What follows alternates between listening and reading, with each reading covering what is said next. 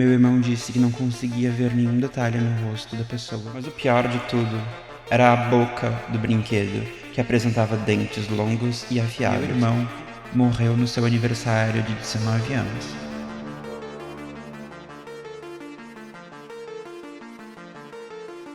Oi, eu sou o Enzo e sejam bem-vindos ao Histórias de Terror, o quadro com o nome mais criativo da internet, onde eu leio histórias que, obviamente, são de terror. As histórias de hoje eu encontrei no Wattpad. O link para as histórias, o link original no caso, vai estar na descrição. Enquanto eu estiver lendo as histórias não vai aparecer nada na tela, então sinta-se à vontade para fazer o que você quiser enquanto eu leio. Vamos lá. Não apague as luzes. Eu tenho um irmão, 3 anos mais novo do que eu, e quando eu tinha uns 12 anos, estávamos sozinhos em casa e brincávamos como qualquer criança. Eu perseguia, correndo por todos os cômodos, até quando entramos no quarto dos nossos pais. Brincávamos de guerrinha, jogando coisas um no outro. Foi após levar uma travesseirada na cara que me surgiu a ideia de assustá-lo, desligando as luzes. Não havia janela no quarto e com as luzes apagadas tudo ficou escuro como um breu. O único lugar de onde é possível enxergar alguma claridade é pela luz que passa por baixo da porta. Elaborando rapidamente o plano em minha mente, pensei que seria ainda mais assustador se eu saísse do quarto e deixasse-o sozinho. Talvez isso o assustasse bastante, então o fiz.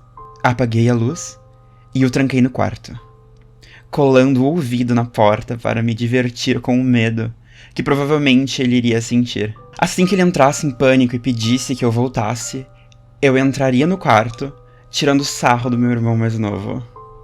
Mas estranhamente nada aconteceu como eu previa.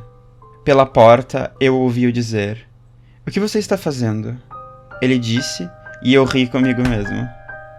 Ele acha que eu ainda estava lá dentro, pois provavelmente não me vira sair. Então continuei ouvindo em silêncio. "Maurício, o que você está fazendo?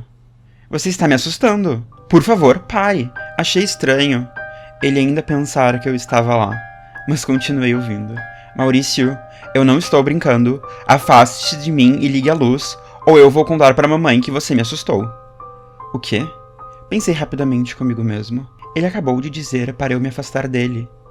Rindo alto, eu gritei pela porta: "Cara, eu não estou aí dentro do quarto."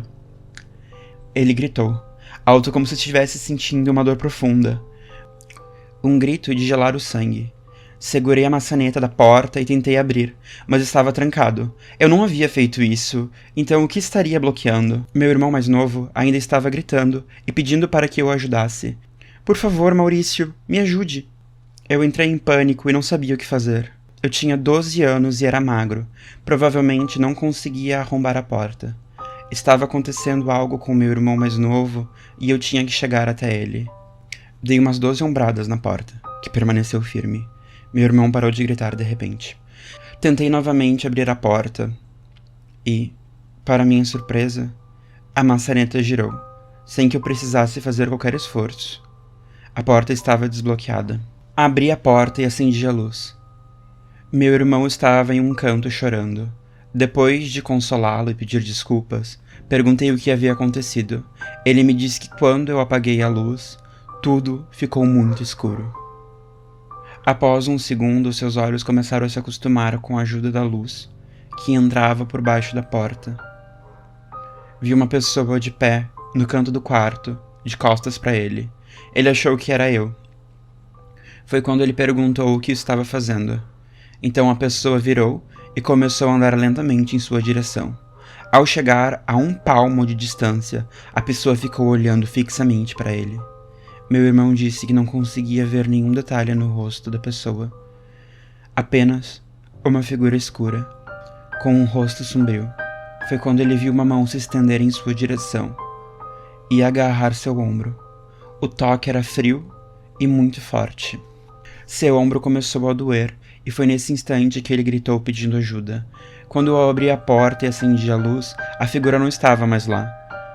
Eu não vi nada, apenas meu irmão chorando no canto. Atualmente meu irmão está com 23 anos de idade e até hoje não falamos sobre este fato bizarro. Somente uma vez ele admitiu para mim, ele se incomoda com o que aconteceu naquele dia. E ainda tem pesadelos com essa situação de vez em quando.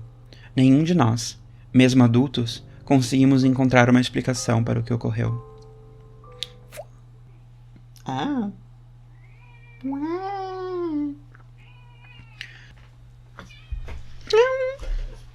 A boneca.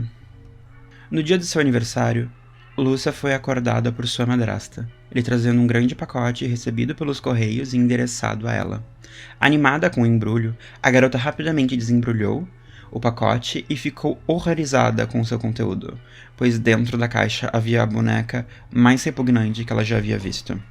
A boneca era velha, completamente careca, com a pele rachada e coberta de poeira. Mas o pior de tudo era a boca do brinquedo, que apresentava dentes longos e afiados, como se fossem as presas de um animal. Com um calafrio percorrendo seu corpo, a criança atirou a boneca no chão, em direção a um canto. No mesmo instante, sua madrasta lhe chamou atenção, dizendo que alguém deveria ter tido trabalho para lhe enviar esta boneca antiga, e por isso ela deveria se sentir agradecida. Lúcia tentou protestar, mas sua madrasta não quis ouvi-la, e a forçou a continuar com a boneca, se recusando a jogar o brinquedo fora. Para não contrariar sua madrasta, a criança enfiou a boneca em um armário embaixo da escada, bem atrás de uma pilha de sapatos, onde ela não precisaria olhar para aquela coisa feia. Passado algumas noites, Lúcia estava deitada na cama quando ouviu um barulho. Era um som estranho, que ela não conseguia identificar. O barulho cessou e depois continuou por alguns minutos. Agora ela conseguia perceber que o som era como se algo caminhasse em pequenos passos. Lúcia tremia em sua cama, incapaz de se mover. Ela dormia sempre com a porta aberta para aproveitar a luz que vinha do corredor, pois morria de medo do escuro.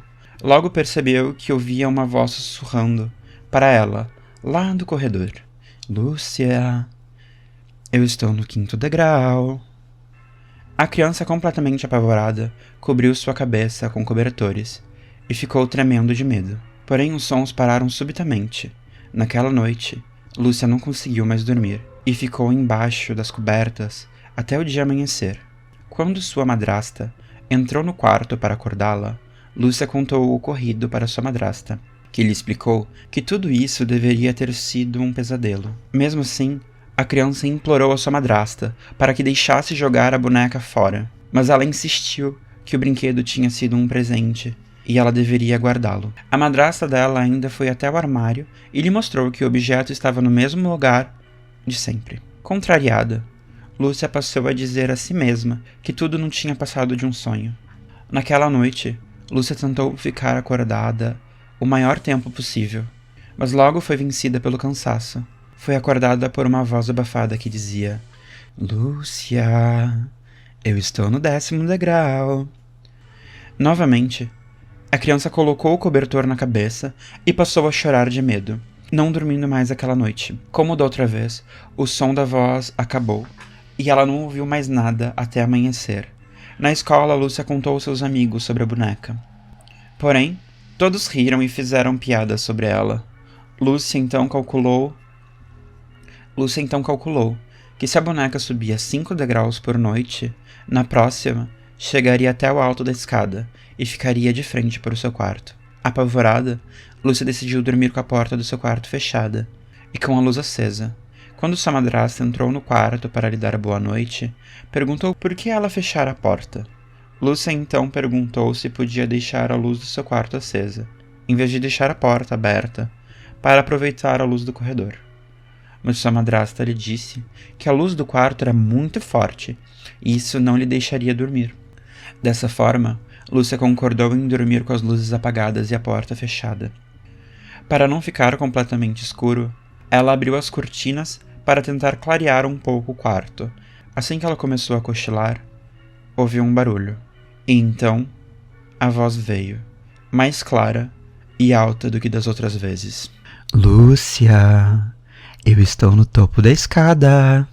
Na escuridão do seu quarto, ela viu a porta abrir lentamente.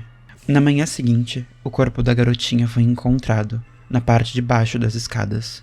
Eles imaginam que ela deve ter ido até o banheiro durante a noite, tropeçado e caído pela escada, quebrando seu pescoço. Ao lado da criança foi encontrada uma velha boneca. Sua madrasta, então, pediu que ela fosse enterrada com o brinquedo. Ela amava tanto essa boneca. Agora elas podem ficar juntas para sempre. Que clichê. Eu já ouvi essa história antes. Ela é muito clichê. A casa abandonada. Já devia ser 10 horas quando nosso carro parou de funcionar.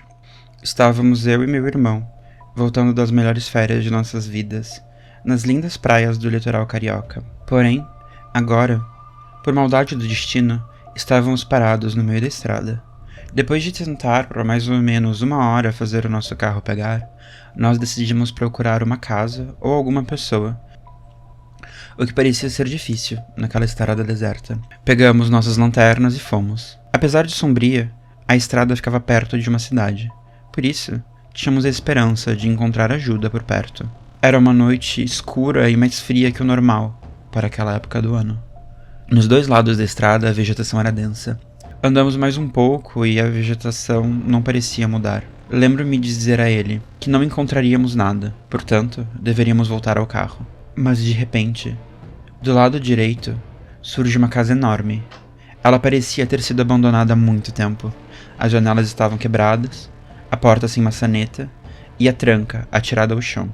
Mesmo não sendo um lugar aconchegante para passar a noite, e até mesmo um pouco assustador, não deixava nosso espírito aventureiro, de homens no auge da adolescência, em paz. Entramos. Logo vimos um grande salão. Nele só havia uma mesa enorme de jantar e um belíssimo piano, maltratado pelo tempo. Ambos pareciam não ser usados há muito tempo. Mesmo com sua beleza, o salão não deixava de ser um pouco medonho. Na parede oposta à entrada havia 3 portas, todas feitas de madeira escura, com maçanetas prateadas que, estranhamente, quando eu apontei a minha lanterna, brilharam com uma luminosidade de maçanetas polidas recentemente. Porém, naquele tempo, eu não sabia disso, então não estranhei. Abrimos a primeira porta da direita para a esquerda, e estranhamente, um forte vento frio e sombrio saiu de lá. Eu hesitei em entrar, mas meu irmão me puxou para dentro. Nos deparamos com uma biblioteca gigantesca. O ambiente era tão escuro quanto a sala, mas assustadoramente mais frio. As estantes ocupavam todas as paredes e os livros eram antigos, com cheiro de mofo. De repente, ouvimos um barulho, interrompendo o silêncio mortífero da casa. Olhei para todos os lados, tentando encontrar a sua fonte, até que finalmente avistei um livro caído no chão, atrás do meu irmão. Ele pegou o livro. Como todos os outros, era antigo e cheirava a mofo. Ele tinha uma capa amarronzada, e seu título estava escrito com letras douradas: Guia para se livrar de ladrões e visitas indesejadas.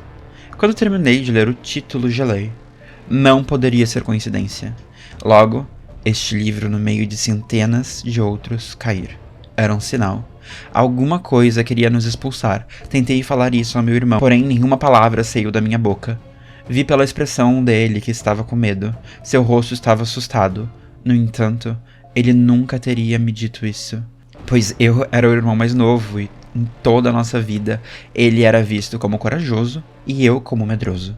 Por isso, mesmo estando com medo, ele me falou em um tom decidido, porém com uma ponta de medo, para explorarmos o próximo cômodo. Fomos, lentamente, em silêncio, até a saída. Assim que saímos, a porta se fechou atrás de nós com uma grande força, porém, sem fazer barulho algum. Eu levei um susto tão grande que dei um salto para frente, mas logo meu irmão me arrastou para a frente da segunda porta. Nós a abrimos. Nós nos deparamos com uma cozinha tão escura quanto os outros cômodos, porém, estranhamente, muito mais fria e um pouco mais medonha, pois havia um cheiro de carne crua. Dentro da cozinha tinha uma grande pia de mármore, já desgastada pelo tempo, mas ainda assim bela, e um dos mais velhos fogões a gás que eu já vi. No outro extremo do cômodo, existia um par de correntes velhas enferrujadas. Fiquei congelado em um canto. Meu irmão foi até o velho fogão. Depois de ficar uma eternidade observando, de uma ponta a outra, foi até a pia e a observou, pelo mesmo tempo, com o mesmo olhar de curiosidade e medo. Por último, foi lentamente, com um certo receio, até as correntes. Nesta hora eu tremi. O medo foi tão forte que não lembro de me sentir tanto medo em toda a minha vida. Quando ele ficou a um passo das correntes, elas começaram a se mexer, e uma ponta foi em direção à sua perna. Ele conseguiu fugir, correndo com toda a sua energia para fora da casa. Eu fui logo atrás dele. O medo nos consumiu por dentro, sendo a única coisa capaz de derrotar a curiosidade do meu irmão. Quando passei pela porta principal, vi gravados na parede 2 números que não estavam lá quando chegamos: 19 e 22. Voltamos ao carro que, estranhamente, agora estava funcionando, e continuamos nossa viagem. Meu irmão morreu no seu aniversário de 19 anos, em um estranho acidente de ônibus do qual ele foi a única vítima. Amanhã eu faço 22 anos, e com certeza não fugirei do destino. A sorte nunca bate na mesma porta 2 vezes.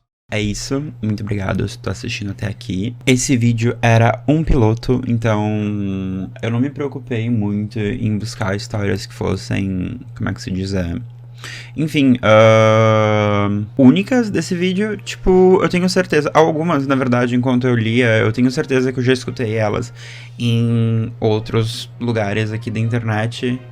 Inclusive, eu tenho certeza que eu já escutei todas, mas pode ser também porque são histórias bem clichês e tudo mais, mas que eu adoro. Bom, e é isso então. Tchau. Até logo.